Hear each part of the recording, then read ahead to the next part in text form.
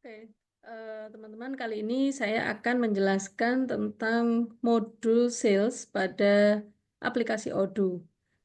Seperti yang kalian tahu bahwa dalam modul sales ini kita akan mempelajari bagaimana kita akan membuat quotation, sales order, lalu setelah itu kita melakukan delivery, mengirimkan barang kepada customer, dan akhirnya kita bisa menerbitkan customer invoice dan sekaligus kita bisa melakukan penerimaan pembayaran dari customer dan melakukan rekonsiliasi akun bank dan kas. Nah, teman-teman, memang saat kita membuat quotation dan sales order ini adalah tahapan awal gitu ya dalam proses penjualan dan memang memiliki peranan penting dalam sistem informasi akuntansi. Nah, quotation atau penawaran ini digunakan untuk mencatat potensi pendapatan dari pelanggan yang tertarik dengan produk atau layanan yang kita tawarkan. Jadi kalau misalnya di quotation itu kan sebenarnya istilahnya penawaran ya.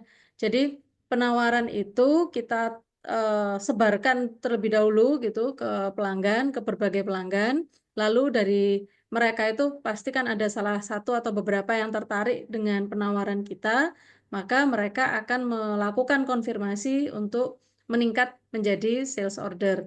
Nah, dalam konteks sistem informasi akuntansi ini, quotation ini menjadi bagian dari siklus pendapatan.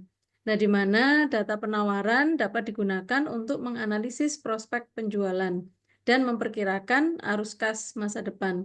Selain itu, sistem Odoo ini memungkinkan pencatatan quotation secara real time, teman-teman. Jadi, manajemen itu pasti bisa mengakses informasi ini kapan saja dan ini bisa digunakan untuk pengambilan keputusan yang strategis. Nah, jika pelanggan menyetujui quotation, maka Odoo itu memungkinkan konversi otomatis ya, jadi berpindah otomatis statusnya menjadi sales order tanpa perlu menginput ulang, sehingga mengurangi resiko kesalahan pencatatan.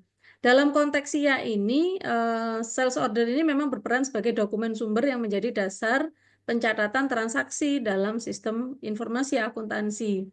Jadi karena ngelinknya itu tadi, karena keterhubungan ke modul inventory, otomatis aplikasi ini juga memastikan gitu ya, bahwa setiap pesanan itu akan diproses sejak stok tersedia. Jadi hanya diproses jika stoknya tersedia. Sehingga pencatatan persediaan itu insya Allah tetap akurat dan selain itu, jika ada pesanan dalam jumlah besar, itu membutuhkan kemungkinan ya, misalnya ada produksi tambahan, lalu ada pembelian tambahan, dan lain-lain, maka sistem ini bisa memberikan notifikasi gitu, dan mengusulkan tindakan lanjutan seperti pemesanan bahan baku melalui modul purchase. Nanti akan kita praktekkan seandainya stoknya tidak ada gitu ya. Nah, setelah SO ini nanti dikonfirmasi oleh customer kita dan juga oleh bagian penjualan kita, maka sistem itu secara otomatis dapat menghasilkan invoice atau faktur penjualan. Nah, faktur penjualan ini juga terintegrasi dengan modul accounting di dalam Odoo. Jika tadi SO itu adalah dokumen ini ya, dokumen sumber untuk pencatatan, maka invoice ini merupakan dokumen resmi yang digunakan untuk mencatat pendapatan yang akan diterima oleh perusahaan. Nah, Odoo juga memungkinkan pencatatan jurnal secara otomatis, teman-teman, di mana setiap transaksi penjualan itu akan tercatat dalam akun piutang usaha jika pembayaran belum diterima dan langsung masuk ke akun kas bank jika penjualan itu dilakukan secara tunai. Nah, otomatis dengan fitur ini memang perusahaan bisa lebih mudah ya memantau piutang pelanggan, lalu mengelola bagaimana pembayarannya, dan serta memastikan laporan keuangan itu update dan akurat. Nah, secara keseluruhan, memang fitur ini membuat menjadi fitur quotation dan SO ini memang nggak hanya membantu dalam proses operasional perusahaan, tapi juga memiliki dampak besar dalam sistem informasi akuntansi. Dengan integrasi antar modulnya tadi, semua data penjualan, persediaan, dan keuangan itu tercatat secara otomatis dan terorganisir gitu. Jadi harapannya dengan adanya aplikasi ini pastilah apa resiko untuk kesalahan pencatatan itu bisa sangat minimal eh, diminimize gitu ya. Dan ini juga bisa meningkatkan efisiensi dan memungkinkan laporan keuangan itu juga pastinya lebih akurat dan relevan gitu. Nah, apa apa pentingnya bagi manajemen? Manajemen pasti akan membuat keputusan berdasarkan data, ya kan? Nah, kalau datanya valid, relevan, akurat, maka otomatis perusahaan juga akan membuat keputusan yang baik untuk strategi ininya, manajemennya begitu. Dan otomatis data-data tersebut selain akurat, valid, dan juga relevan, dia pasti juga memastikan kepatuhan terhadap standar akuntansi dan peraturan perpajakan yang berlaku, sehingga ini lebih aman gitu ya. Pengambilan keputusan kita pasti eh, sudah dipertimbangkan untuk hal-hal yang tidak melawan regulasi. Nah, namun demikian sebenarnya memang proses quotation dan SO ini tetap bisa dilewati. Jadi kalau seandainya perusahaan itu tidak terlalu kompleks gitu, terus juga misalnya ini terjadi penjualan secara sederhana gitu ya, maka sebenarnya quotation dan sales order ini memang bisa dilewati. Jadi langsung ke invoice. Tapi perlu kita perhatikan betul gitu ya, perlu kita pertimbangkan betul bahwa pasti akan ada dampak yang di apa ya, yang ditimbulkan gitu ya, karena kita melewati langkah quotation dan sales order ini. Seperti yang kalian tahu, kalau tanpa quotation, bisnis itu bisa jadi kehilangan rekam jejak penawaran yang bisa jadi untuk analisa pelanggan itu juga pasti akan menurun begitu ya, keakuratannya gitu. Jadi kita juga tidak bisa mengestimasi, tidak bisa memproyeksikan arus kas masa depan, kita nggak bisa memproyeksikan berapa penjualan kita di masa depan. Selain itu juga perusahaan bisa jadi kesulitan ini dalam negosiasi harga dan memberikan transparansi kepada pelanggan sebelum terjadi transaksi resminya. Nah, dari sisi SIA sendiri, itu kalau nggak ada quotation gitu ya, berarti perusahaan akan kehilangan peluang ini untuk menganalisa potensi pendapatan karena data awalnya juga tidak tercatat secara sistematis. Nah, kita beranjak ke SO. Kalau SO ini dilewati, bisa jadi satu proses bisnis itu juga terjadi ketidakteraturan ya. Dan yang awalnya SO itu kan berfungsi sebagai dokumen untuk menghubungkan penjualan dengan modul inventory, terus juga dengan invoice gitu ya. Kalau dilewati ya pastilah ada resiko kesalahan dalam pengelolaan stok gitu. Karena sistem ini nggak bisa secara otomatis mengalokasikan barang untuk pelanggan tertentu. Dan eh, ini bisa menyebabkan penjualan yang double-double gitu ya. Atau pengiriman barang yang tidak sesuai dengan pesanan. Nah, dalam konteks akuntansi, otomatis ya kalau kita melewati sales order itu juga akan menghambat otomatisasi pencatatan transaksi.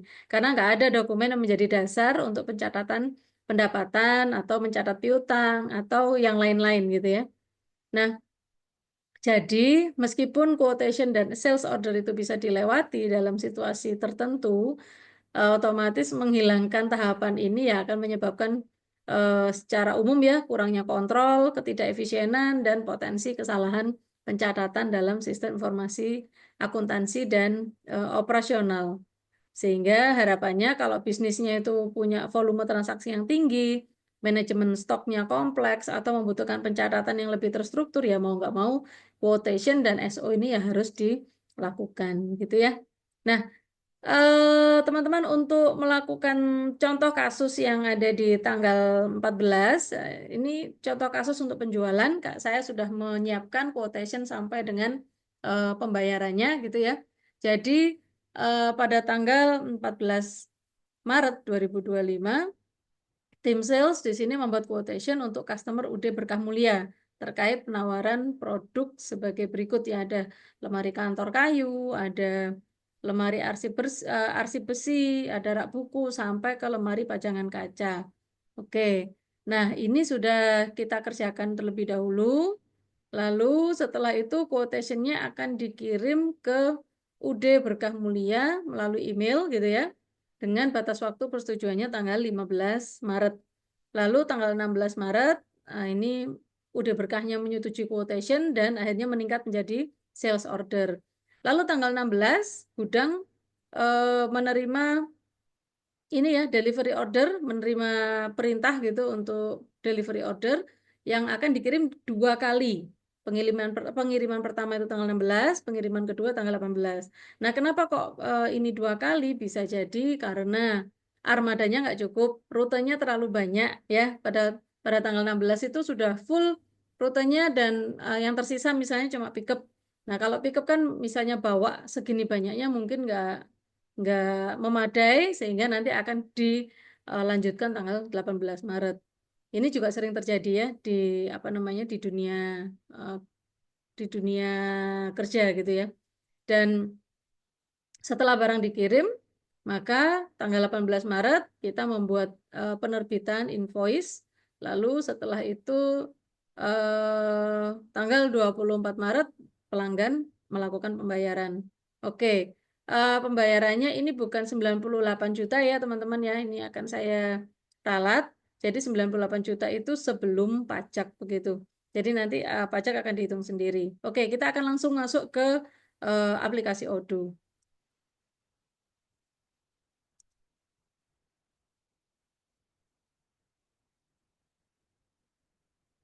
Oke, teman-teman, pada aplikasi Odoo ini kita lihat ya. Jadi awal kita masuk ke database kita, lalu kita pilih ke modul sales begitu, dan ini adalah tampilan di quotation-nya. Nah, saya lihat soalnya terlebih dahulu. Jadi di quotation-nya ini kita lihat ada tampilan new gitu ya. Kita klik new. Lalu kita pilih customer-nya adalah berkah. Oke, nah ini kebetulan saya belum memiliki customer UD Berkah Mulia. Mungkin di tampilan kalian ada nama customer tersebut karena sudah pernah diinputkan ya. Kalau saya kebetulan saya tidak menginput ini UD Berkah Mulia sehingga saya buat baru gitu ya. Enaknya di Odoo adalah meskipun kita belum punya nama customer tersebut, tapi kita bisa menambahkan secara otomatis di layar ini gitu. Nah, terus setelah itu kita coba lihat ya expiration-nya. Expiration itu adalah masa kadaluarsa. Tadi yang diharapkan itu kan masa kadaluarsanya adalah di tanggal 15 ya, tanggal 15 Maret. Maka kita pilih dulu tanggal 15 Maret. Yang price list-nya silahkan di default saja, IDR. Lalu setelah itu untuk payment terms-nya itu immediate. Ini sebenarnya ada pilihan, tapi kita tidak ada informasi untuk itu, maka kita melewati saja. Nah, produk-produknya adalah lemari kantor kayu. Di lemari kantor kayu ini kalian bisa lihat kuantitinya. Ini kan kalau satu gitu ya. Kalau yang kita tawarkan itu satu, maka di sini akan ada notifikasi. Ini adalah gambar atau simbol untuk ketersediaan stok. Kalau ini masih hijau, maka stoknya aman. Tapi kalau merah, maka stoknya sudah tidak aman atau tidak ada. Kita coba cek 10. Nah, maka dia akan berubah ya jadi merah seperti itu. Nah, nilainya berapa? Kita tawarkan bukan dengan nilai 3.750.000 melainkan 3.500.000. Lalu setelah itu kita tambahkan lagi lemari arsip. Lemari arsip ini yang diminta adalah 5. Nah, ini masih hijau berarti masih aman begitu. Lalu setelah itu harganya dihargai 2 juta. Lalu setelah itu rak buku minimalis dan nilainya 5 dengan harga 800.000. Lalu setelah itu sofa ruang tamu juga 5 yang akan kita tawarkan dengan harga 3 juta.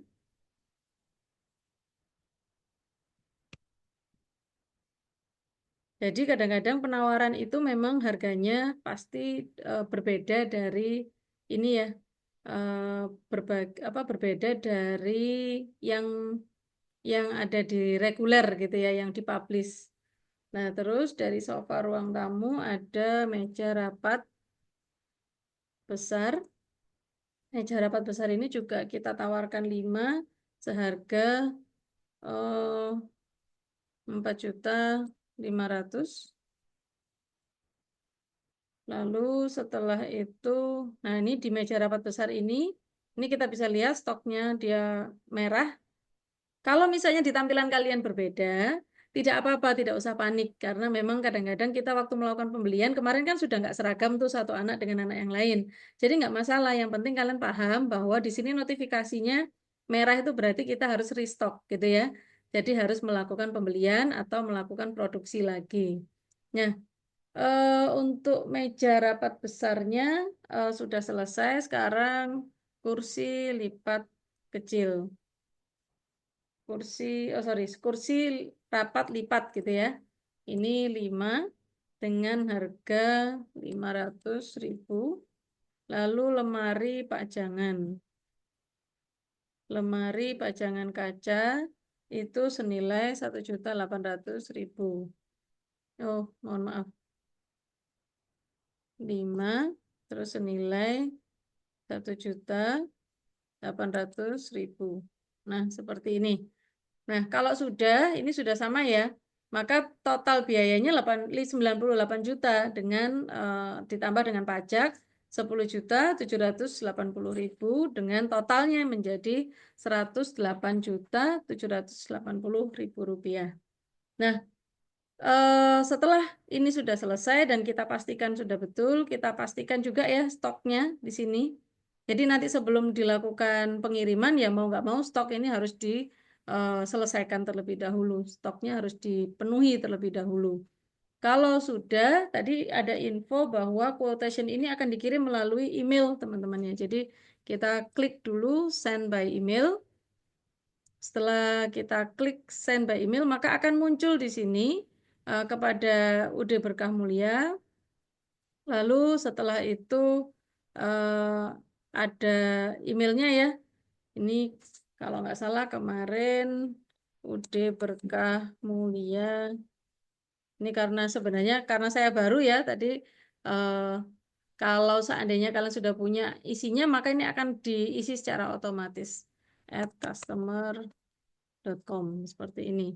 Jadi ada nomor teleponnya, ada mobilenya, dan ada yang lain-lain. Kalau misalnya sudah kita save dan close, nah ini di sini akan muncul ya. Jadi ini akan dikirimkan ke UD Berkah Mulia, begitu. Lalu setelah itu di sini sudah ada template-nya gitu ya. Terus setelah itu dari template ini juga sudah dilampirkan quotation-nya dan kita bisa klik send. Jadi dikirimkan. Nah, setelah dikirimkan kita bisa melakukan konfirmasi itu tadi. Kalau seandainya ini kan misalnya kita udah beberapa hari kemudian kita sudah tutup gitu ya. Misalnya kita sudah tutup, sudah kita kerjakan hal-hal yang lain, lalu ternyata ada informasi dari UD Berkah Mulia, maka mereka mengkonfirmasi kita, kita pun juga ikut melakukan konfirmasi atas ini gitu ya, atas informasi dari UD Berkah Mulia tersebut. Nah, tanggal 16 Maret, di sini jangan lupa, tanggal 16 Maret, UD Berkah Mulia menyetujui quotation-nya.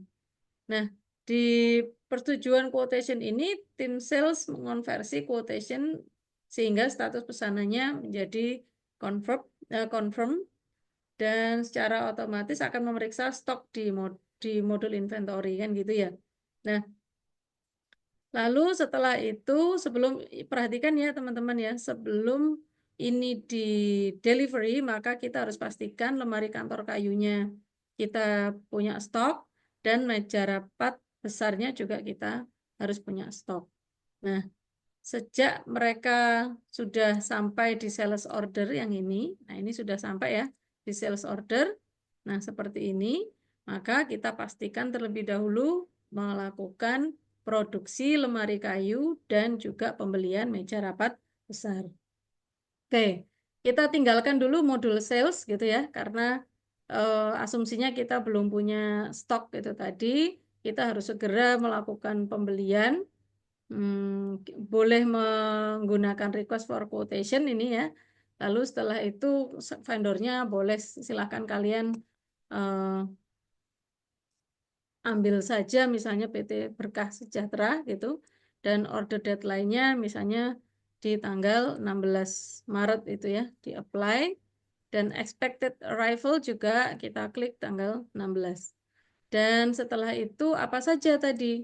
Ingat bahwa yang di lemari kantor kayu itu kan 10 unit ya. Apakah barang-barangnya sudah ada kan kita nggak tahu. Nah, kita pastikan dulu yang di meja rapat besar saja. Meja rapat besar, kita pilih kuantitinya ya supaya ada stok kita tulis 10 gitu ya. Dengan unit price-nya di meja rapat besar itu eh, karena ini harga yang kita jualkan itu 4.500.000 ya kita tuliskan saja misalnya 3.750.000.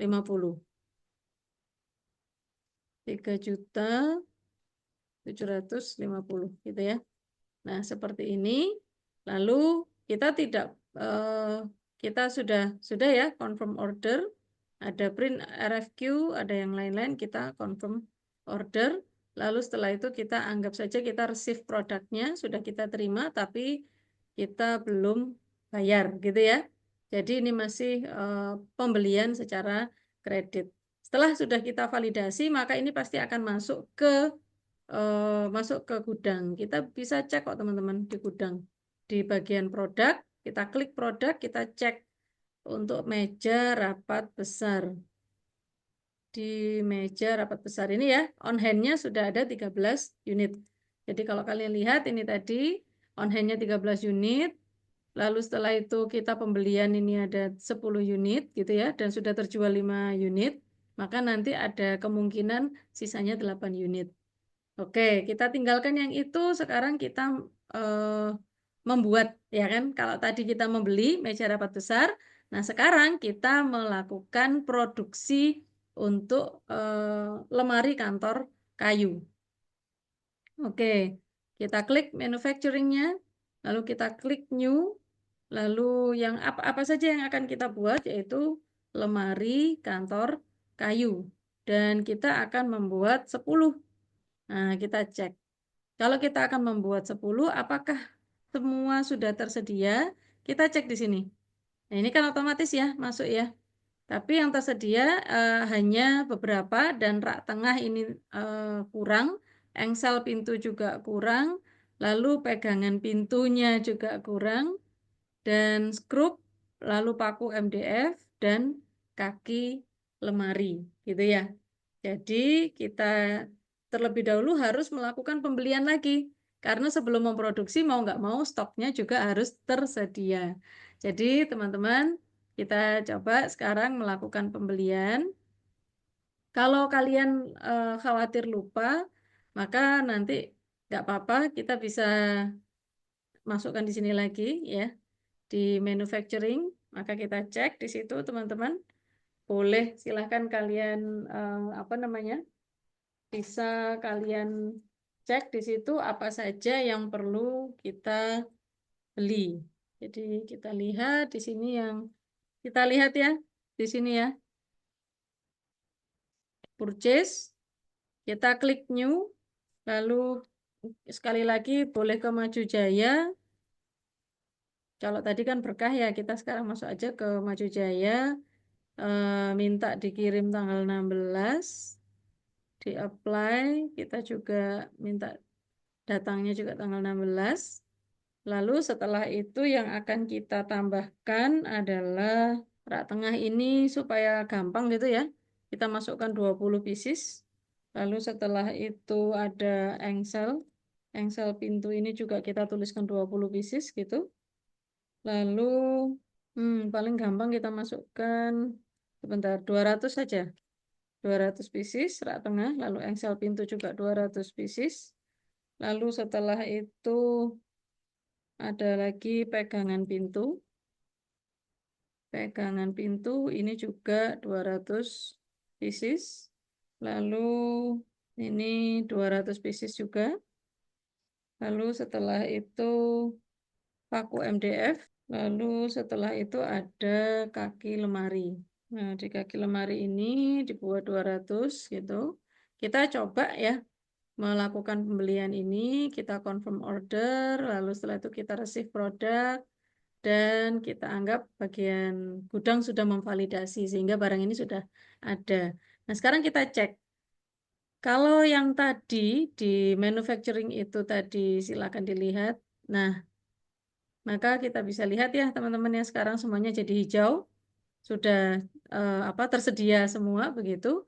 Maka lemari kantor kayu kuantitinya 10 dengan schedule date-nya adalah tanggal 16 ini dapat dilakukan dengan penanggung jawabnya Anissa Fatimah gitu ya.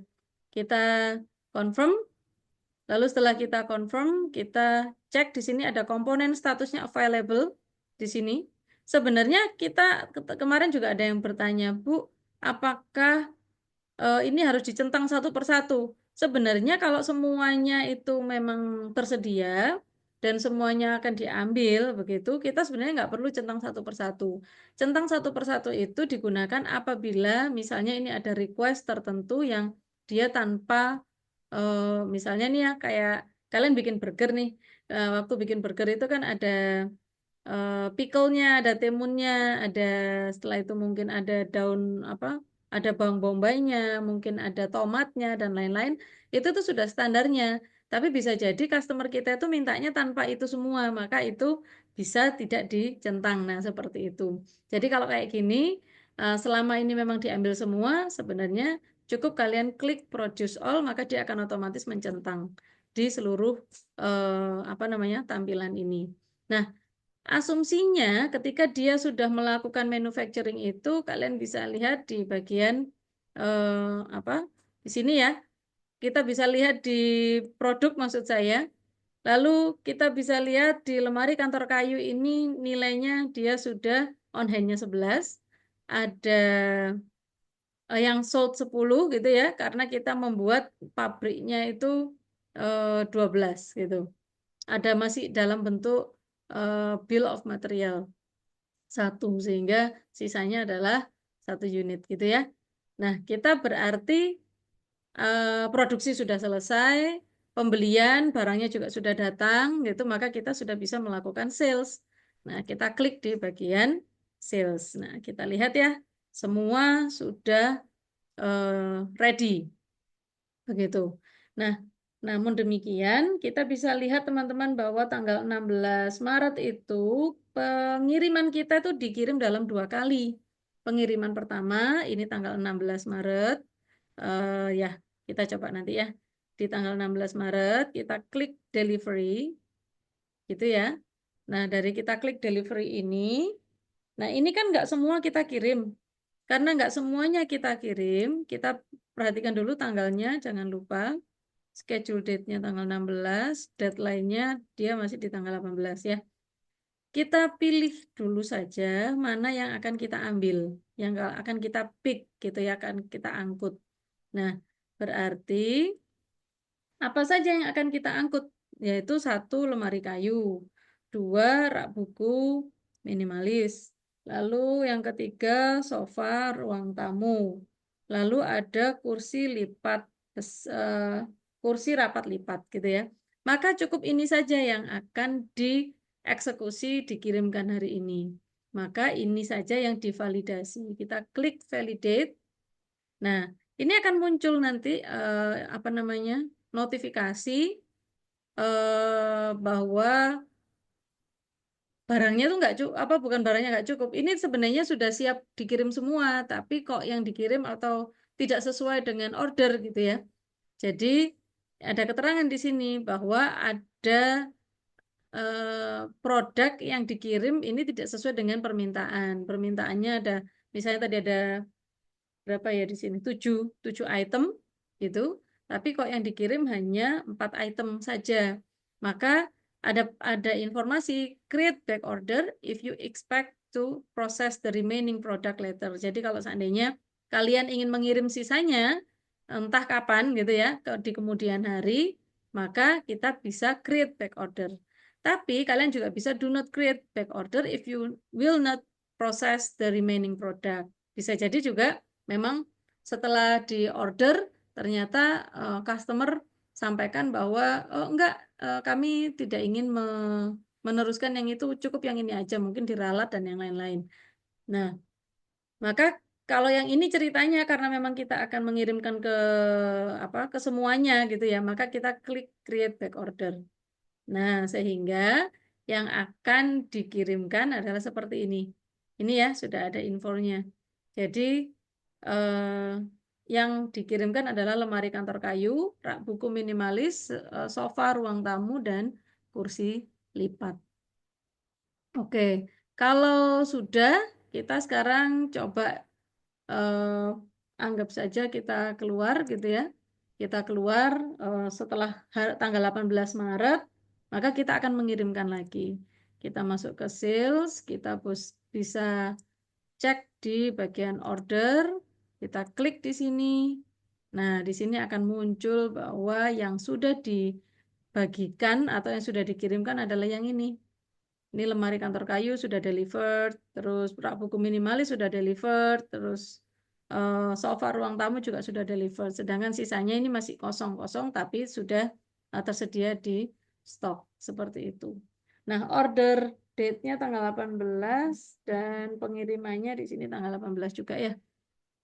Maka kita klik delivery lagi. Nah, yang ini sudah selesai kan? Sekarang tinggal yang ini. 2 hari yang lalu gitu ya, karena tanggal 16. Maka kita klik yang masih ready tadi, itu berarti belum dikirim. Dan berarti sisanya bisa kita klik validate. Tapi schedule date-nya sekarang kita ganti tanggal 18 gitu ya. Nah, seperti ini. Lalu kita klik validate. Dengan demikian, maka ini sudah selesai semua ini. Coba kita lihat. Semua delivered, sudah terkirim semuanya, gitu ya. Oke. Pada tanggal 18 Maret itulah ketika barang sudah dikirim sepenuhnya, maka sistemnya bisa otomatis kita buatkan invoice, teman-teman. Kita bisa klik create invoice. Di sini ada pilihan, apakah mau regular invoice gitu ya. Apakah mau regular invoice, apakah mau down payment, DP atau uang muka, ataukah itu pun DP dibagi 2. Mau persentasi DP-nya, jadi misalnya 20% dulu DP-nya, ataukah pakai DP fixed amount. Fixed amount itu maksudnya DP-nya harus 500.000, jadi dalam bentuk nominal. Dalam artian di sini berarti kita invoice-nya menggunakan regular invoice ya. Bentar. Oke, kita cek di sini create draft-nya adalah regular invoice. Di regular invoice maka akan muncul seperti ini. Lalu setelah itu ini dimunculkan tanggal 18 Maret dengan due date-nya atau harus terbayarnya adalah tanggal batas waktunya tanggal 25 gitu ya. Lalu delivery date-nya boleh di tanggal 18 karena tadi kan baru diterbitkan tanggal 18 kan. Jadi ya harus disesuaikan gitu ya dengan dokumen yang ada. Nah, kalau sudah teman-teman maka kita bisa klik confirm. Ketika kita bisa klik confirm di sini berarti ini sudah dikirim penerbitan invoice-nya tadi. Boleh juga dengan klik mau print and send gitu ya. Mau send mau apa? Mau email kah? Atau mau lewat yang lain kah gitu ya. Nah, ini adalah invoice kita atau tagihan kita. Kita klik send. Lalu kalau sudah kita klik send, sekarang kita fokus ke metode pembayaran. Kita anggap saja kita kembali lagi ke sini karena sudah beberapa hari kemudian bahkan di sini tanggal 24 Maret ya melakukan pembayaran. Ingat bukan 98 juta tapi 98 juta plus dengan PPN-nya. Nanti akan saya ralat di situ. Sales di sini kita lihat di order lagi. kita cek di sini ada fully invoiced, nah, berarti sudah diterbitkan tagihan seluruhnya dan kita bisa melakukan pembayaran. Kan gitu kan, ini dilihat di invoice ya. Nah, diklik di invoice, ini adalah invoice-nya kita dan kita bisa cek jurnal juga teman-teman. Nah, ini kemarin yang sudah kita buat. Ini adalah sales-nya apa saja pada piutang gitu ya. Terus setelah itu kita klik pay. Pay-nya adalah di tanggal 24. Lalu jurnalnya karena kita dari kemarin masih menggunakan kas ya, banknya belum ada isinya. Lalu setelah itu ini sudah selesai, amount-nya adalah 108.780.000.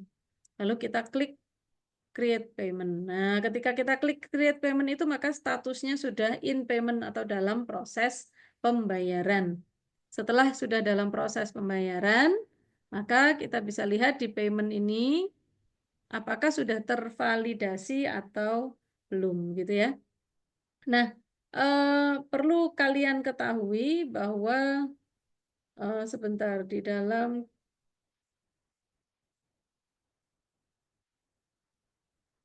perlu kalian ketahui bahwa sebenarnya meskipun status di pembayaran ODU itu sudah divalidasi ini nantinya, karena kalau sudah divalidasi kan dia pasti otomatis kan paid gitu ya. Misalnya ini klik validate gitu, maka kan otomatis statusnya jadi paid ya. Jadi meskipun status pembayaran di ODU itu sudah paid, tapi kadang-kadang jurnalnya itu nanti nggak sesuai atau nggak mencatat pengeluaran kas. Padahal sudah terbayar, di sini kita ada tulisannya seperti itu. Ada beberapa alasan teman-teman, di antaranya bisa jadi memang karena di ODU itu akun pembayaran tuh nggak terkait dengan yang namanya kas dan bank, karena yang menghandle orang yang berbeda gitu ya. Jadi jika akun yang dipilih bukan akun kas dan bank, bisa jadi juga tidak akan ada pencatatan keluar uang. Namun eh, metode pembayarannya ini memang harus dikonfigurasi gitu ya. Jadi status pembayarannya itu kalau misalnya manual gitu, maka ya tadi itu kan kita masukkan kan dalam artian manual ya. Maka dia masih dalam status draft gitu. Jadi jurnalnya belum terposting secara otomatis. Nah, kalau seandainya pembayaran ini dilakukan secara kredit gitu, maka jurnal yang dicatat itu adalah pemotongan piutang. Jadi masih dalam bentuk pemotongan piutang, belum mengakui kas yang keluar. Sehingga kita harus melakukan yang namanya rekonsiliasi akun bank atau akun kas. Yang dalam kasus ini yang kita rekonsiliasi adalah akun kas, gitu ya. Nah, rekonsiliasi kas di dalam ODU ini eh, dia mematchingkan atau mencocokkan transaksi keuangan yang dicatat dalam sistem dengan transaksi real yang terjadi di rekening bank atau kas secara fisik. Meskipun pembayaran itu telah dicatat dalam sistem dengan statusnya paid, saldo itu belum mencerminkan kondisi yang sebenarnya. Karena itu tadi yang handle orang yang berbeda, otomatis ketika satunya sudah mencatat piutang, tapi yang kas ini belum melakukan rekonsiliasi. Nah, bisa juga karena waktu perbedaan antara pencatatan pembayaran dengan penerimaan dana. Jadi bisa seperti itu, bisa juga transaksinya itu harus menunggu dulu konfirmasi oleh pihak bank. Ini kalau kita menggunakan bank gitu ya. Begitu juga dengan bagian piutang itu kan orang yang berbeda dengan bagian bendahara atau kasnya perusahaan.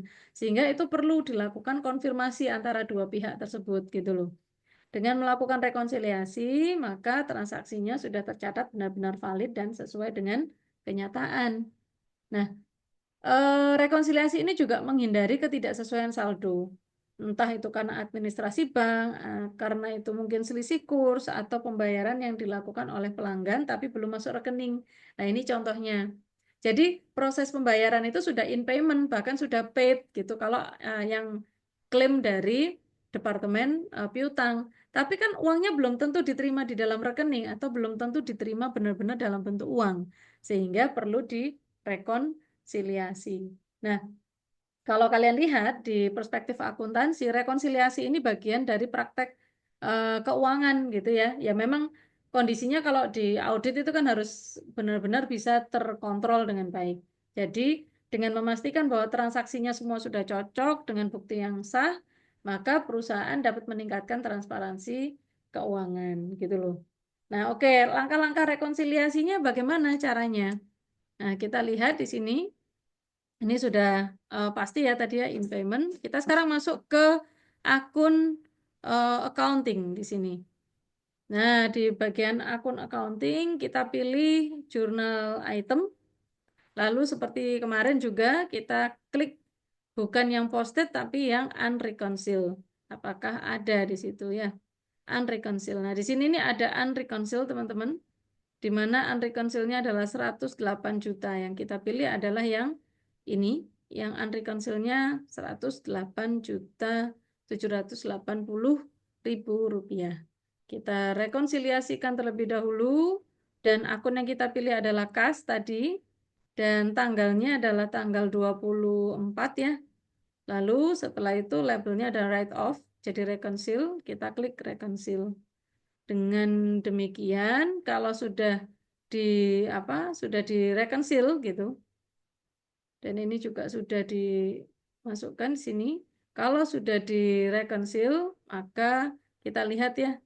Jadi dia sudah membuat transaksi untuk pengakuan kas masuknya 108.780.000 rupiah. Oke, kalau seandainya ada yang ingin ditanyakan, nanti jangan sungkan untuk hubungi saya. Dan teman-teman, saya perlu menyampaikan tugasnya. Setelah itu berarti silahkan buat 10 simulasi transaksi dengan kreativitas sendiri, teman-teman. Sudah ada ya di modul ya. Eh, Produknya saya stop share dulu. Jadi produknya kalau kita lihat bisa menggunakan produk yang ada saja, dan kalau seandainya produknya tidak tersedia, maka kalian harus melakukan pembelian atau memproduksi lebih dulu sebelum memastikan stoknya tadi. Silahkan mulai membuat transaksi, transaksinya ditulis aja di dalam Word gitu. Lalu setelah itu linknya video juga dimasukkan di dalam Word juga. Silahkan direkam gitu ya teman-teman ya, direkam sekali lagi direkam, dan saat mempraktekkan itu direkam, dan transaksinya masukkan dulu di dalam Word supaya mudah untuk mengidentifikasikan juga dengan link videonya gitu. Kalau misalnya ada yang ingin ditanyakan, nanti silakan hubungi saya. Terima kasih teman-teman, itu saja penjelasan saya kali ini. Assalamualaikum warahmatullahi wabarakatuh.